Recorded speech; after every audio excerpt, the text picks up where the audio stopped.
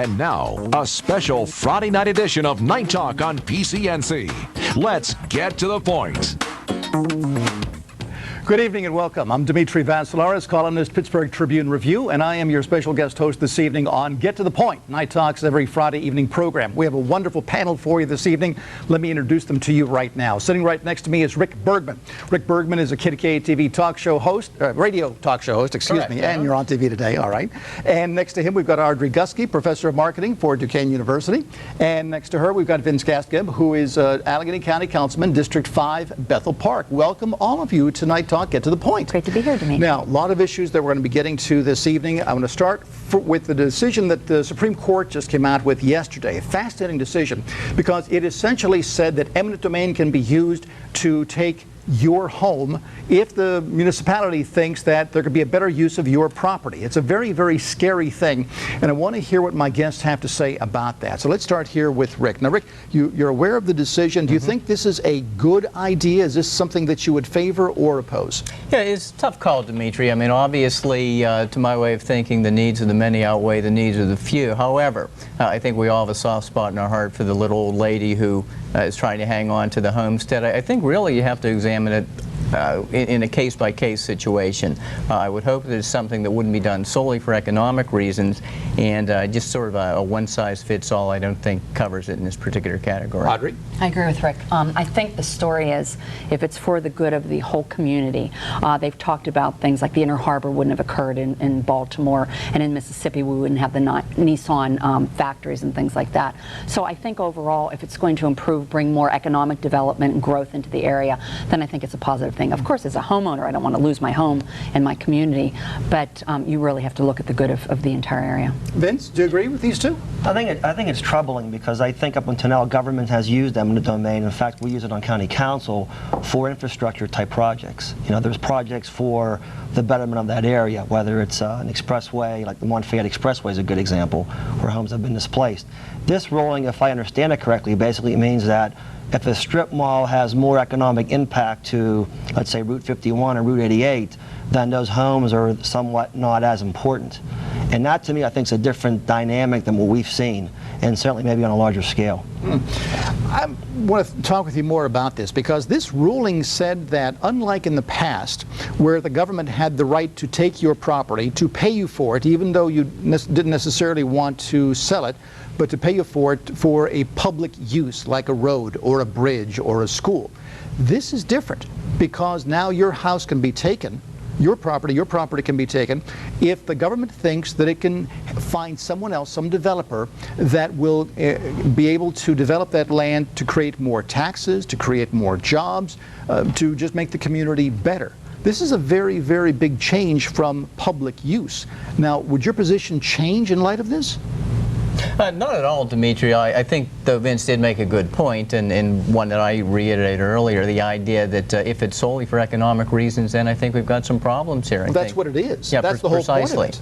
But I think a case-by-case scenario would be the proper way to go in this case. I'm just very uncomfortable with the cookie-cutter variety of legislation which appears to be coming to pass. Audrey, how important is private property rights to you? Well, obviously very important, and when you look at what's going to probably happen, the people who are economically deprived, the people who are elderly, the people who don't have a tremendous amount of money are probably the ones that are going to be hurting the most in a situation like this. I mean, you don't want to see Walmarts coming in and just spreading out across the whole region, but yet... But that's what this ruling what could essentially possibly says. happen. Yes, in fact, very likely that it could happen, because a Walmart, for example, or a big box retailer, any other one, will generate a heck of a lot more in the way of taxes and jobs and anything than a little lady's home or some poor black neighborhood or something like that. I'm astounded that you're not really upset about this, because I just can't believe that this is right for the government to take your land and give it to another private property owner. I don't think it's going to be that simple, Dimitri. I think they're going to take a look at the whole situation. But that's what the ruling was based on in New London, Connecticut. It was a ruling where this neighborhood, nice, modest neighborhood, was going to get raised, and it was going to be, the land was going to be turned over to a developer so he could create a mall, including a space for Pfizer Pharmaceuticals. And I don't get a sense of any moral outrage on your parts. Any of you, even you, Vince, you're the Republican here. Where's the moral outrage here? I am. I said I find it disturbing. You know, the other thing, too, is you always hear the term blight. Blight's the barometer usually for this. But blight is determined basically by the standards of either the state statute or maybe the local statute. And or they just make it up. Well, it is. It's very subjective. I mean, we like I said, on county council, we've done eminent domain, but it's basically because of a homeowner who's on a ramp going to a bridge or something in the park or maybe the airport or utility right away. This is very large in scope. What you're probably going to see is states and maybe local municipalities make laws around this where they find some gray area to kind of retard the progress. I could see some lawmakers going to work Monday morning saying, no, we have to protect the property rights. It seems to me that fundamentally property rights have always been extremely important. And when you look at the property tax issues we have here in the county, it all resides from this is my house. You know, seniors are on a fixed income, and the house really starts your almost identity in the neighborhood, if you will.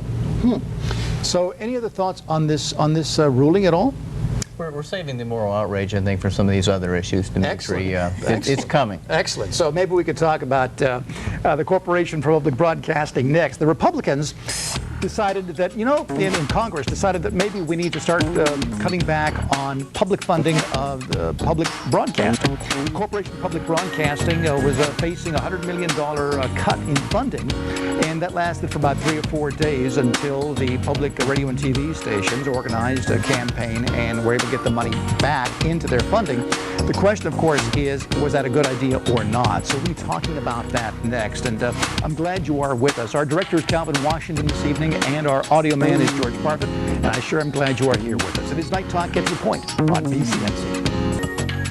It is Night Talk, Get to the Point on PCNC. Thank you so much for joining us. Our director, Calvin Washington, and our audio man is George Parfit. And we are here with some wonderful guests talking about a lot of different issues. The next one is about TV, but not just any TV, public TV and public radio, public broadcasting. Now, folks, the Corporation for Public Broadcasting has about $400 million that is given to it by the government, by Congress, to dole out to the different public radio and TV stations throughout the United States. Republicans were very concerned about this. They think that public broadcasting is controlled by liberals. They have a liberal agenda, the whole Bill Moyer thing. And so there was a move afoot to reduce the funding, $100 million reduction this year, and over the next 2 or 3 years to essentially eliminate the federal funding and let these stations be like any other broadcast station and survive if they can do it. Well, the Republicans had backbone for about 2 or 3 days, and then once they started getting all the cards and letters and emails and everything else, they caved in Congress. 87 Republicans voted with the Democrats. They've restored the $100 million in funding, and I want to know if you think this is a good idea or not. I'm going to start with Vince, because your fellow Republicans, 87 of them, caved. They just caved in. Explain to me why this is good or bad here, Vince. I think the issue has two sides to it. We're challenging our government now to find costs, to cut costs. And I'll liken it to a situation here locally. We have authorities, sports and exhibition, port authority, airport authority. How do we know that their spending is in line? When they say they're going to try to cut jobs or cut the bones, we don't know. I'm not so sure the Republicans thought there was a liberal bias. And even if there was, I mean, obviously it's not hurting too much by the results of the last election in November. I think what it is where's the money best served? As a taxpayer, is it $400 million or should it be $350 million? Or should it be even $1? What is your view on that? Well, since I didn't state a position up front, you can't say I'm caving. I think PBS. Sure I could. No, but I think PBS has a purpose, and I think historically we've had federal funding, and I think people know that, and I think people are comfortable with it. Vince, are you in favor of federal funding for PBS or not? I'm in favor of it because it's been there and it's in existence. I'm not in favor for excessive public spending for public broadcasting. Just because it's been there, it's a good idea? I think it's an idea that is different than the other pay stations. I don't think it's a bad idea. Do I think it's been abused to a certain extent? Yeah, because we can't look at the finances. I mean, like I said, it mirrors the other authorities that we have here that we don't know. Why would you want to give them even $1 since you just said we can't even look at the finances? Because I think there is a different standard there. There's not commercials. It's public. in its outreach. I mean, it's for kids, it's for sometimes senior citizens that have shows. I think it's a different standard. And the government does this all the time. I'm not saying it's right, but I think the government has a mission sometimes in reaching people. And I think public television has a niche, and I don't think it's a bad niche. But the thing is, as a Republican, are we spending it judiciously? Are we spending it in the right manner? And I think that's a fair question. So I think you're a bit hard by saying people caved. I think when you're in government, you have to have programs. We pay our taxes because there's services rendered back. Now the question is, should they be? You know, is it really worth it? I thought it was being pretty easy on him myself. Audrey, do you think it's a good idea for the government to play favorites with TV and radio stations, favoring some and not others? I love how you phrased that, Dimitri. I would say as a conservative Republican, I agree that we need to fund. Keep in mind, I'm coming from Duquesne. We've got DUQ Radio, which is also National Public Radio. A fine station. One of the best in the city. Yeah, Scott Hanley does a great job as general manager. Absolutely. He really does. And I think I agree with Vince because I don't think they're getting the funding anywhere else.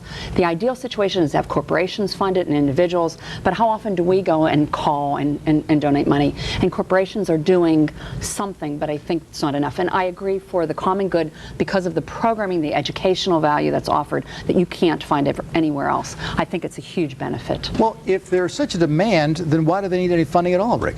Well, quite honestly, Dimitri, and you've worked in broadcasting, I think you'll have to agree that those who control the corporate TV and radio interests in this country are decidedly conservative, and I think if only to provide a little bit of balance, this is a good thing. Witness our little panel here. Once again, I find myself 3-1 on the outside here, and you know, quite honestly, I'm a libertarian. I'm not part of this dance. Perhaps I've concluded a little bit too much, but I think you would have to agree that despite the myth of the left-leaning media, that those who control the corporate interests here are decidedly conservative, and I think other people should have an opportunity to have their points of view put forth. Should other people out there, our viewers, be forced to subsidize stations, radio and TV? Let me ask the question, then you can disagree. Forced to subsidize stations that they obviously don't watch or listen to. I don't understand the thinking behind this. I'm forced to subsidize a war in Iraq that I don't happen to agree with either, Dimitri. Do you think you should? But do you think you should? If there were a... Yes or no? No. Okay, so then why should it be any different for the viewers who are not listening to WDUQ or QED or YEP? Why would it be any different for them? There's something in Where's once the again, fairness? I don't want to seem horribly romantic here when it comes to broadcasting, but there's something very, very special to me about the airways. It seems to me that's a domain that is for all of us, and right now those of a more progressive vein are not being well represented. But is it fair to ask radio. conservatives and others who don't have a strong political opinion to finance what you believe to be a liberal bias? Is that fair? I'll make a deal with you, Dimitri, if we can pull it off. You know, we don't spend $4.1 billion in Iraq on a monthly basis, and as my contribution, $100 million will be wiped away from public broadcasting. Sound fair? I'll get back to you on that. If you can work it out, we'll make history. We have many other issues to get to as well. It is great that you're here with us this evening. Night Talk at the Point on PCNC.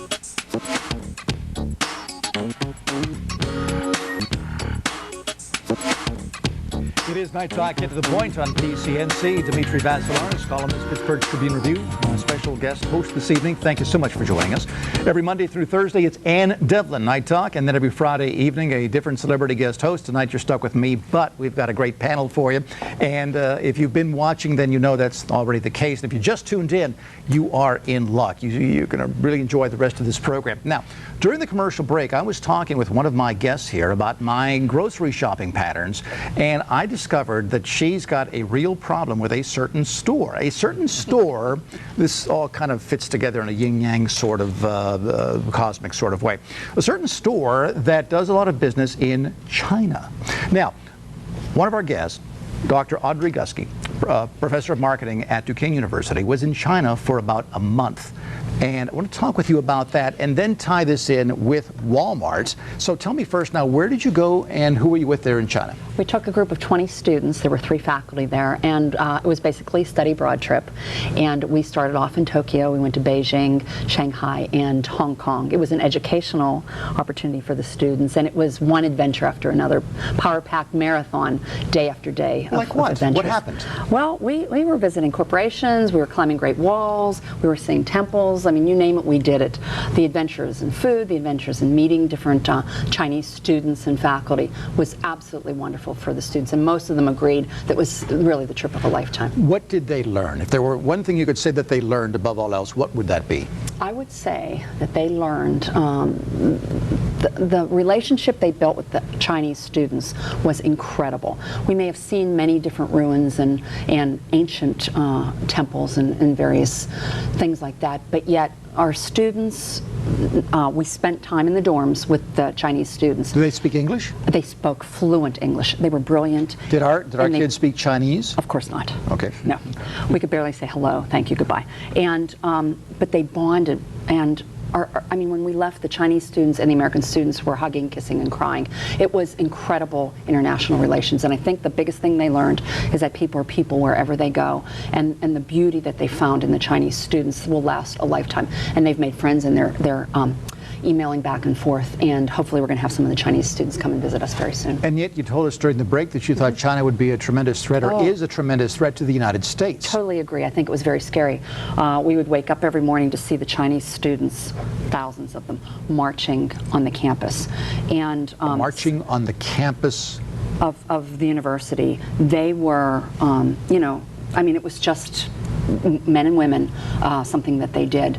But what I think scared me more than the military power that perhaps they're planning is the economic power. You've got 1 billion people, tons of opportunities. To me, it's like the Industrial Revolution in China that we experienced a couple of centuries ago. It's just exploding, and particularly the young people see all this commercial and economic wealth and material goods. They have their cell phones, you know, they've got their blogs. Why is that a threat to the United States? Because when you see the hunger in their eyes, our students have been blessed with a lot of wonderful materialistic goods. We as parents have spoiled them. And so I look at this generation of Chinese students as being maybe our grandparents or our great-grandparents, where they're hungry for it and they want all that comfortableness and that economic prosperity, and so they're willing to do anything for it. And I think it's frightening, because they're brilliant, they're working hard, and it's like the Steelers. After they won 4 Super Bowls, they weren't hungry for the 5th. This group of young people are starving for economic opportunity. So are you saying you're afraid that the Chinese students are going to eat our kids' lunches down the road? Yes. Yeah, I think economically, because of the potential that they have, and the energy and the motivation that they have, and the support they're going to get from the government, that I think it's going to be extremely competitive. And I think American businesses, it's going to be tough to compete with them probably in 10 or 20 years. Now, Vince, you also mentioned you were afraid of China because of a military threat, right? It just seems, from my viewpoint, that they're could kind of do what they want but not play by the rules. It seems like the international community never comes hard on them for whatever they seem to do or don't do. What do the Chinese do? Well, I understand they import as much oil as we do, if not more. Is that a bad But thing? they're not, and the treaties that we're always pressured to sign with regard to greenhouse gases or whatever, they just thumb their noses at it. And where we have the scrutiny, they seem not to. Their labor pool is much cheaper, you know, poverty wages compared to ours. You know, we're always, I think, of the higher standard, and I think as a government you could exploit that. Not speaking to the people or the students like you are, but as leaders, I think you could just take what you want, but on the other side of it, not give back as to what the United States gives back. And to me, if it keeps going on like that, that could be a threat militarily. You lost me with this. I don't understand how this could be a threat militarily. How could China be a threat militarily just because they have low wages and they have hardworking people who have a thirst for knowledge? I don't know. Aren't these good things to have? Well, I don't know if they have hardworking people or not compared to our people doing the same job. What I'm saying is Audrey that, just said they did. They do, I think they do. well, what my point is that I feel that their government spending then goes towards the military, while ours goes to maybe the environment, maybe to labor unions, things that are more towards quality of life issues. I don't think their government cares about the quality of life issues like our government does. I don't think they're up to the standard of signing the treaty. Is it the Kyoto Treaty or whatever it is? Like, in fact, they'll probably never sign it, and we're going to get a lot more pressure. Vince, Stuff all adds up militarily, I feel, from a spending perspective. But Vince, we didn't sign it either. The Kyoto Treaty, we didn't sign it either. We didn't sign it either, I realize that, but the pressure on us to sign it's always going to be there, where they're going to say, hey, we're not going to sign it, have a nice day, and they don't get the same pressure that we do. Rick, do you agree with this? Quite honestly, I'd like to see the books Vince is referring to there that equates our military spending with what we're spending on the environment. No, quite honestly, I would disagree with that respectfully, Vince. You don't have to be respectful. You Well, I take the gloves that's the way off I do it. No, I can take the gloves off and do it respectfully. Quite honestly, if if Vince is that concerned about the pressure that the international community brings upon us, so be it. I don't think George Bush is terribly concerned about Are you that. afraid of the Chinese? No. I think, as Audrey pointed out correctly, it's kind of ironic to me. For years we moaned about this vast communist accord, so now that they have made some improvement economically into the capitalist reign, we complain about that as well. If they're doing it better, and I've never been to China, and so I certainly have nothing to dispute Audrey here with, but let's redouble our efforts to work even harder and beat them at the same game. You know, you don't have to go to China to see their work. You could just go to Walmart. Have you been to Walmart? Today. Today? Today. Okay. Did you buy anything there?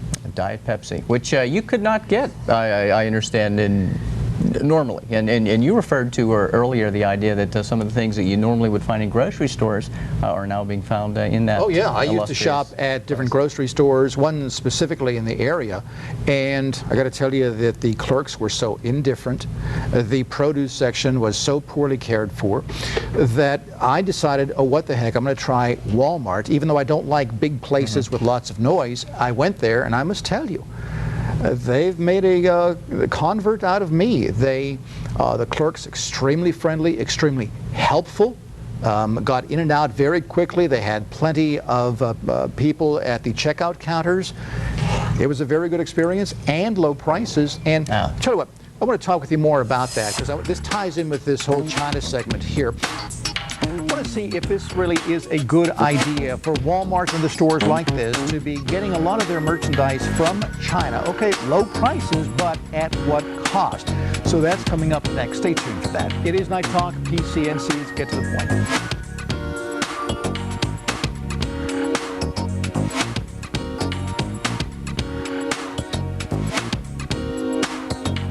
It is Night Talk, Get to the Point on PCNC. Executive producer Maureen O'Connor, always doing an outstanding job booking guests and coming up with topics, and just absolutely terrific.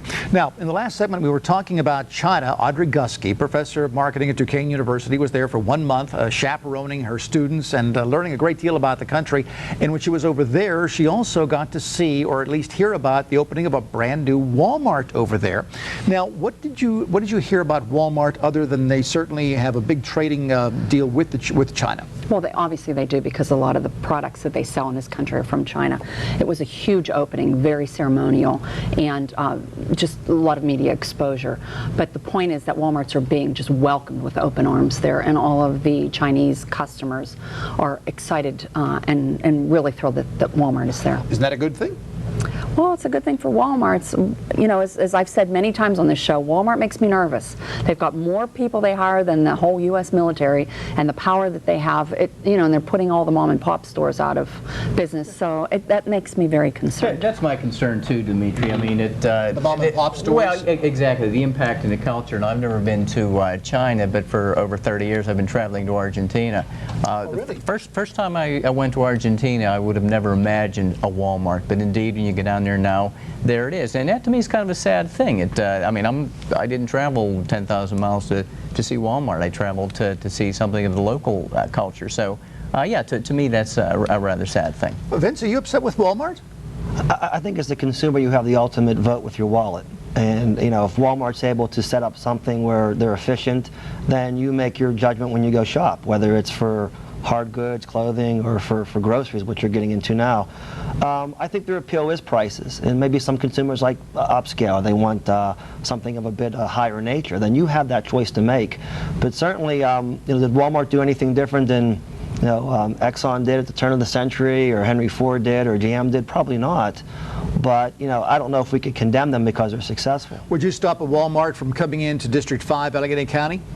There's a Walmart. There's already one in District 5, and I didn't stop. No, there's one in Bethel Park. Bethel Park, right all right. Heart of Now, Bethel Park. You wouldn't stop any others from opening in your district, would you? I don't believe I would. I mean, I would listen to if there's any outcry, but I really haven't seen any out in my area. Now, Audrey, why is this a concern to you? I'm missing something here. Why are you concerned about Walmart? I mean, you're a professor of marketing, Duquesne University. I would think of if anyone, you would really appreciate what Walmart has done, starting from next to nothing in Bentonville, Arkansas, right. and now being the dominant retailer in a relatively brief period of time, blowing away Kmart, blowing away Sears. I mean, it's an astounding success story. So why would you not be delighted with this great American success story that's now conquering not only China, but Argentina? Exactly. Who knew? Who knew? Who knew? I mean, they've done everything right by the books. You know, they're just-in-time inventories, they're excellent customer service, as we've talked about, low prices, good quality merchandise. But, you know, as a consumer advocate, I look at competition. And if you start cutting out the competition, then who gets hurt? The consumer. So, which consumer has gotten hurt regarding Walmart? Walk me through this. Dimitri, I'm just worried about the future, because if all you have is Walmarts available in your area, then what are your options in shopping? You've put out all the little specialty stores, all the individually owned entrepreneurial stores, which is, you know, I try to shop there as much as I can. But if those smaller stores are not offering what the customer wants, and yet Walmart is, why should the small stores stay in business? Well, like Vince said, I mean, it's, you know, a matter of competition, and the best store is going to win out.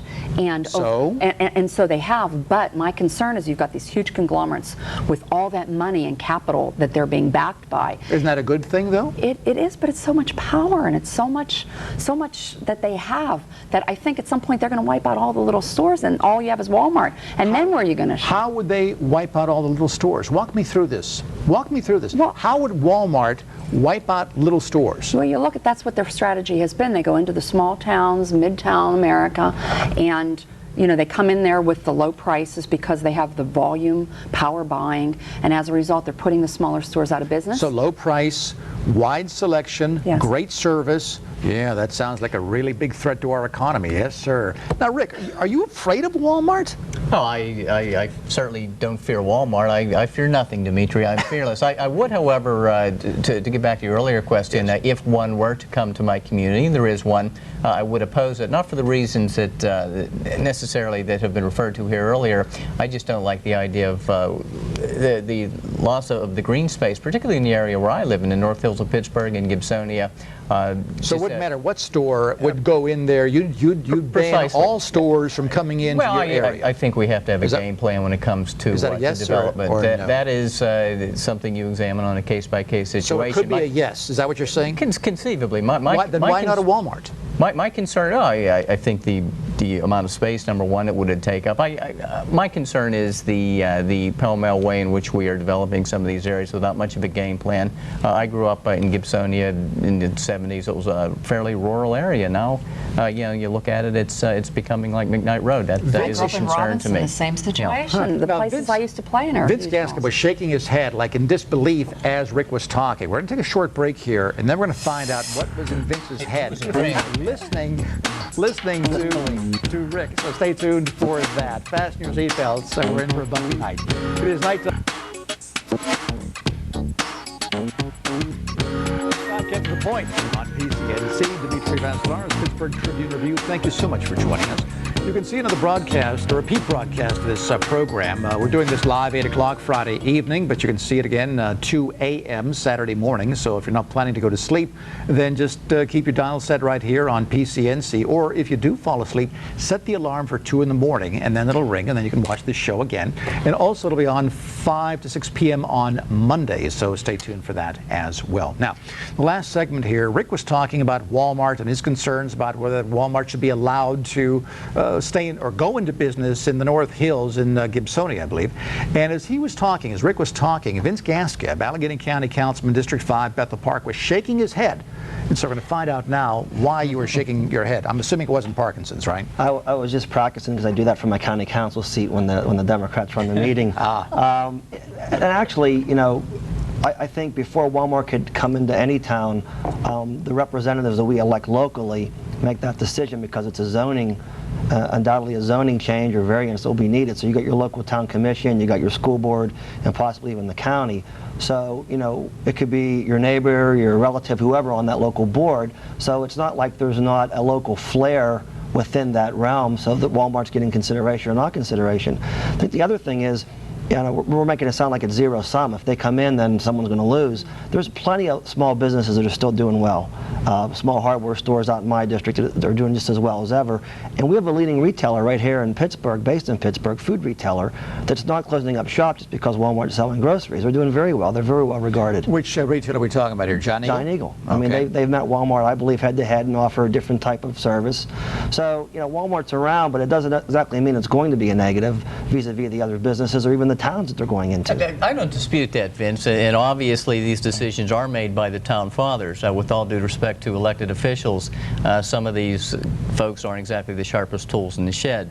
You know, the people calling the shots, I think, sometimes, oftentimes don't have the wherewithal to make the right decisions here, and I think all of us pay as a result of that. You know, the Uncle Joe in Hooterville there running for town council gets elected because he's a nice guy and doesn't know a full thing about the economic impact or the environmental impact of some of these things. I forgot about Uncle Joe in Hooterville. The guy was always sleeping on the front porch. There you go, but he won every year. But if I could just respond to that, I think that in representative government, though, which is obviously what we have to allow our representatives to make that decision on behalf of us. And I don't think any place will have a situation where you're not going to get the education, good or bad, or what's going to happen. I mean, these people have to make the decision. Just like you were talking about the war in Iraq you don't particularly care for. At one point in time, the most liberal member of Congress voted to go into Iraq or authorized it. It was almost a unanimous vote. Who was that? Whoever they are. It was 433 to 2 or whatever to do it. Now down the road you might not like it, but our representatives spoke, whether they're the most conservative or the most liberal, and that's pretty much how it works. Now, to your point, is there sophistication in other towns? Yeah, you're right. And not only that, but you sometimes wonder if there's a quid pro quo. Not that I would suggest that, you know, it just seems to me sometimes historically things have happened that have not been above board when it comes to locating these things in various communities. And I offer no specific examples here. Why but not? I think because Come on. because I frankly need the gig here, Dimitri. But Okay. it's really historically, I think we all have a very dim view, oftentimes, of politicians because of this sort of thing happening. See, if you don't have faith in politicians, that to me is one more reason why you should allow the customers to decide for themselves if the store is worthy of their support. And they do, because they're voting with their dollars, and that's what's happening. Which I think is terrific. Now, That's the American way. Now, I want to talk with you about the American way. I want to segue into a different segment here. And future broadcast professionals, please take note of this seamless segue, because it really is terrific. It really works out great. Now, I want to talk with you now about these customers making choices when it comes to going into stores in Allegheny County that allow smoking.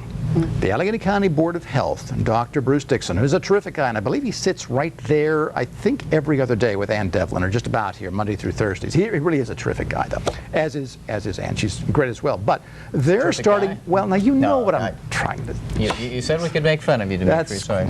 I'm certainly giving him every opportunity to do so, and he's taking advantage of it. Isn't that wonderful? But they're now considering, Allegheny County Board of Health is organizing a committee to see if it would be a good idea to ban smoking in public places, restaurants, bars, etc.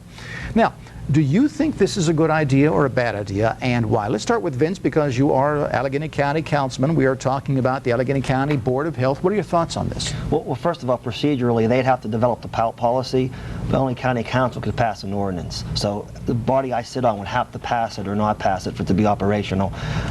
We've talked to the health department. I've talked to Dr. Bruce Dixon about it. I don't smoke. As much as I'd love to see the world exist where there's no smoking, I would not be in favor of it. I don't think the government should tell a private establishment what they can and can't do with their building or their space. So if a restaurant, let's say an Eaton Park, for example, which I think is a great place, Eaton Park wanted to allow smoking, and I think does allow smoking in some sections, they have every right to do so. You would not try to ban that, right? Well, if the owners of Eaton Park, if that's your question, decide that all the Eaton Parks are going to be smoke-free, that's their decision as owners of that business what to do. But for the government to come in and say, we're going to make you smoke-free, I think that's a different standard. I don't think the government should should have the right to go into a private business and make that. Audrey, do you agree or disagree with this? Well, as a health nut and as a non-smoker, and as a consumer advocate, once again, you've got several coins here, but I think overall I would agree that we should ban smoking.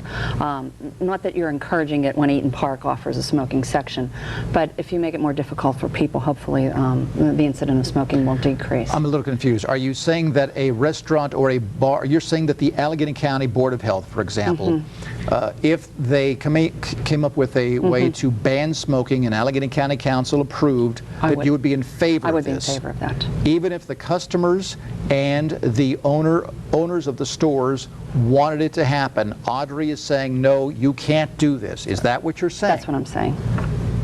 Rick? I agree with my conservative Republican friend over here. My Which point of one are view, we talking about actually this one over here, the young lady to my left. For me, it's a very personal issue. My mother was a victim of lung cancer, thankfully doing very, very well, but as far as I'm concerned, you can't regulate that stuff enough.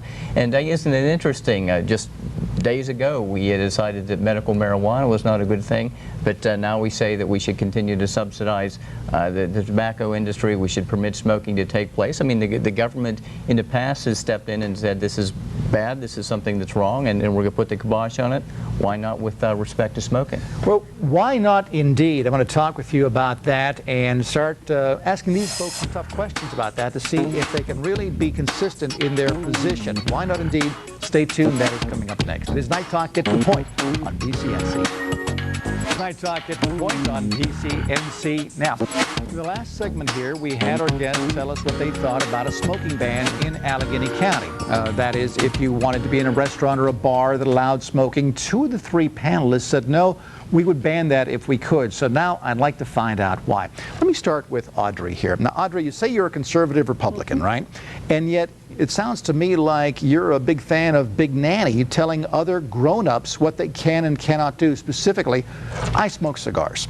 So you're telling me that if you had the control in Allegheny County, if you were Dan Honorado and Allegheny County Council all rolled into one, that you would prohibit me from going into a place that allowed smoking so I could smoke my cigar, and so that the owner of the store trying to cater to my needs would make a living. You would ban that. Is that what you're saying? I would ban it, absolutely. But you say you're a conservative Republican, but then how could you also be such a big nanny? I don't understand.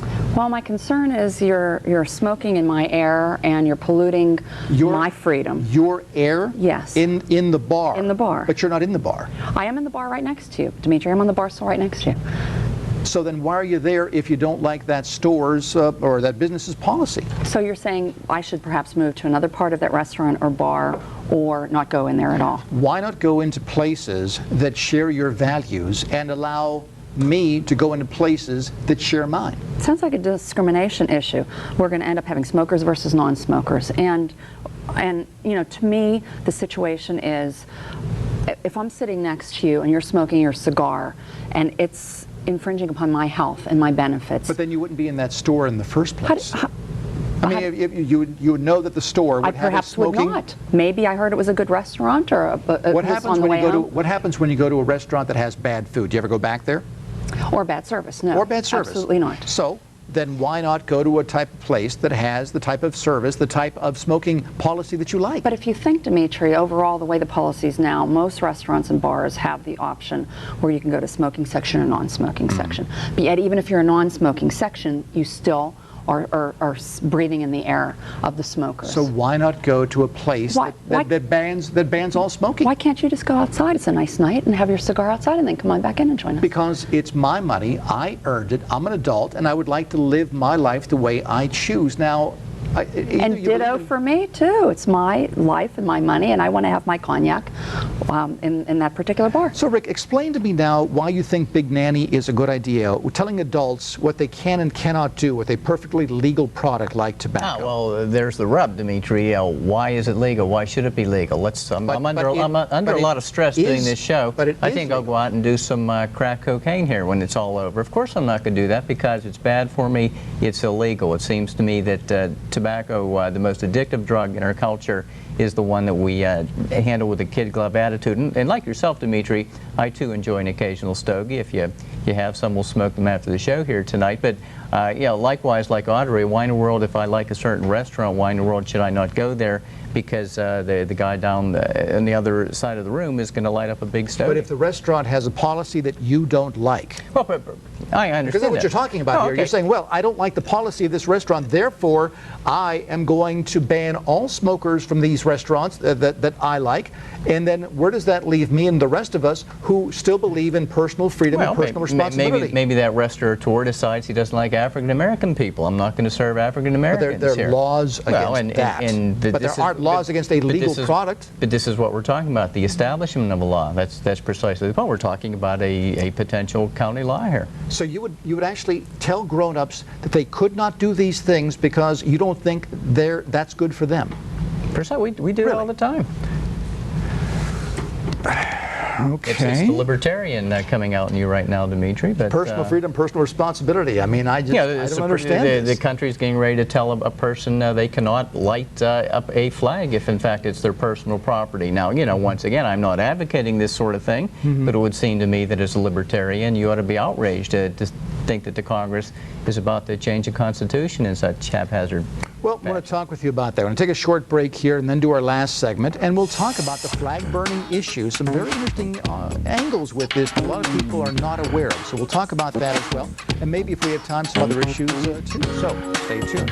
It is Get to the Point, Night Talk on PCNC.